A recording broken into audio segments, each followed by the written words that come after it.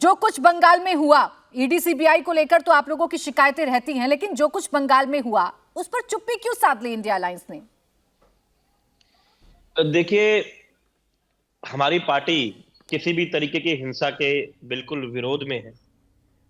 अभी आपने जो चुप्पी की बात कही, तो ईडी का जिस तरीके से दुरुपयोग और मजाक बना दिया गया है, आप देखिए कि जो देश की सबसे प्रीमियम एजेंसी थी, सीबीआई हो या ईडी हो, उनको लोगों ने सीरियसली लेना बंद कर दिया।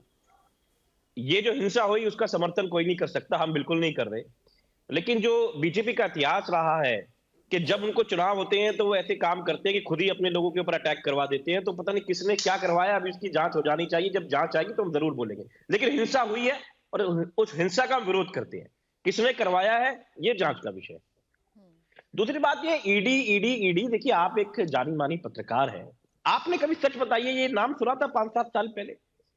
किस लिए कानून बना था कि नार्कोटिक्स में या टेररिस्ट के अंदर, टेररिज्म के अंदर कोई आदमी अगर पैसे का लेन देन करता था तो ईडी का कानून बनाया गया।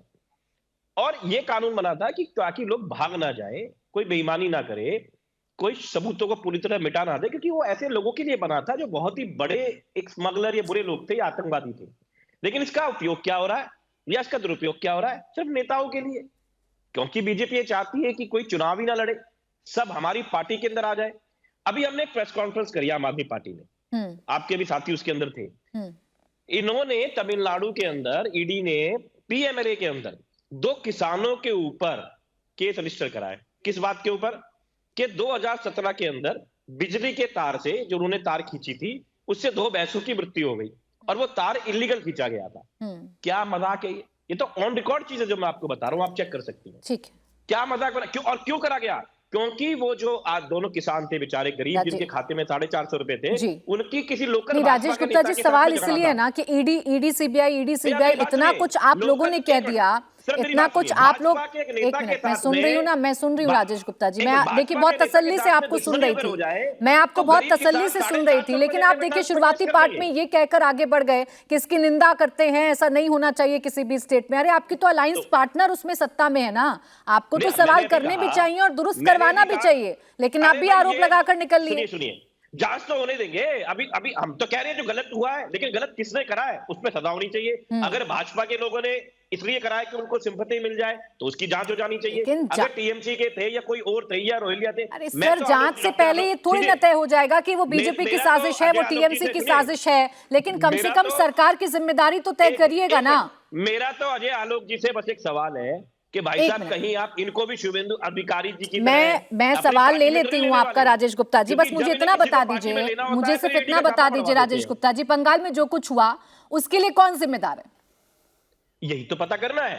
मैं यही तो कह रहा हूँ कि जांच हो जानी चाहिए। लेकिन बड़ी साफ गोई से आप सरकार को साइड कर देते हैं, बड़ी ही साफ गोई से आप सरकार को साइड कर देते हैं ना। क्या सरकार की जिम्मेदारी नहीं है? की तरह उन्हें बचाएंगे थोड़ी? नहीं, सरकार की जिम्मेदारी नहीं है, हम नहीं बचाएंगे। सरकार की जिम्मेदारी नहीं है। जब बीएचयू के रेपिस्टों के लिए योगी सरकार जिम्मेदार है, तो बंगाल में ईडी पर जो पत्थरबाजी हुई उसके लिए बंगाल सरकार जिम्मेदार है या नहीं? प्राची जी, मैं क्या कह रहा हूं, हम ब्रजभूषण सिंह जी की तरह इनका बचाव नहीं करेंगे। आपके शो पे मैं आपके साथ में था, आपको बेशरम तक कहा उन्होंने, और अगले दिन लेकिन क्या हुआ वो आपको कहने का उनको नहीं। राजेश गुप्ता जी, मुझे किसने क्या कहा किसने नहीं किया इस बहस में पढ़ने से अच्छा ये है कि आप सवालों के जवाब दे दें। अब जब आप योगी सरकार को जिम्मेदार ठहरा सकते हैं तो ममता सरकार को जिम्मेदार क्यों नहीं ठहराते हैं? आलोक जी, छोटा सा जवाब, फिर 2 और मेहमान। सजा मिलनी चाहिए, बिल्कुल क्लियर कट पॉइंट है। जिसने गलती करी है उसे सजा मिलनी चाहिए। आप रुक जाइए एक सेकंड। मैं राजेश जी को बस बताना चाहता हूं, मैं राजेश जी को बस ये बताना चाहता हूं कि ईडी कोई 5-6 साल पहले कोई नहीं जानता था, क्योंकि ईडी को हमेशा पॉकेट में दबा के 10 साल पहले हमेशा रखा जाता था। ईडी से कोई काम नहीं किया जाता था। ईडी नाम की एजेंसी 1956 में बन गई थी साहब, जिसका काम था फेमा के तहत और मनी लॉन्ड्रिंग एक्ट के तहत एक्ट करना। लेकिन जब मनी लॉन्ड्रिंग करने वाले सत्ता में बैठे हो ना, तो एक्शन कहाँ से होगा? एक्शन तो अब शुरू हुआ है, क्योंकि मनी लॉन्ड्रिंग करने वाले को जब ईडी ने पकड़ा है, क्यों छटपटाहट हो रही है? क्यों नहीं जा रहे ईडी के सामने? समन पे तो समन आ रहा है, कहते हैं नहीं जाऊंगा। अपने नेता को बोलिए जाए ईडी के सामने जवाब दें। देश की एजेंसी को जवाब देने में डर कैसा, अगर कुछ गलत नहीं किया है तो? शराब घोटाला सामने है, पूछना चाहता हूं, और अब तो दवाई घोटाला भी निकल गया, जांच घोटाला भी निकल गया। कब तक भागेंगे? जवाब तो देना ही पड़ेगा ना। ये आपके कृत्य हैं, ये हमारे कृत्य नहीं है। अकृत्य के सबूत मिले इसलिए वो मांग रही है, आपसे सवाल पूछ रहा है, आप जवाब देने से भाग रहे हैं। मैं आ रही हूँ राजेश और फिर गुप्ता आप जी, मैं कहते आ हैं रही कि हूँ। ईडी को कोई सीरियसली नहीं लेता है। मैं आप अगर सीरियसली नहीं लेता है तो जाके जवाब दीजिए ना, डर क्यों लग रहा है सामने जाने में? अटल बिहारी वाजपेयी जी की भी सरकार रही, तब भी ईडी ने ऐसा नहीं करा, तो आप मानते हो सरकार खिलाफ गलत थी, खराब थी? आप मानते अटल बिहारी वाजपेयी जी कुछ काम नहीं कर पाए? एनडीए की सरकार बिल्कुल ईडी ने निकम्मी थी, अटल बिहारी मानोगे? वाजपेयी के समय भी, अटल बिहारी वाजपेयी के समय भी, आपको बता देता हूं, याद कर लीजिए, अटल बिहारी वाजपेयी जी के समय भी मॉरिशस का घोटाला हुआ था, वो भी ईडी ने ही पकड़ा था।